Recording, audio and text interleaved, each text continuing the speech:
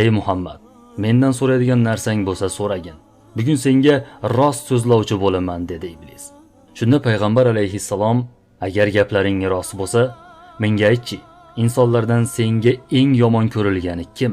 Ya'ni eng yomon ko'rgan insoning kim deb so'radi.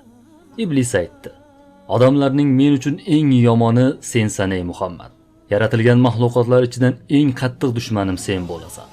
Rasululloh yana so'radi: men kabi yomon ko'radigan keyingi insoning kim? Iblis dedi: taqvodor yoshlar.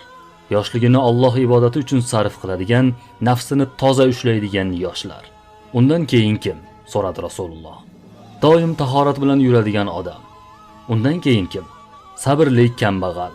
Uni sabrli ekanini qayerdan bilasan? U o'zining holidan o'ziga o'xshagan insonga shikoyat qilmaydi. Agar shikoyat qilsa, u sabr qiluvchilar qatorida bo'lmaydi. Yana kimni yomon ko'rasan?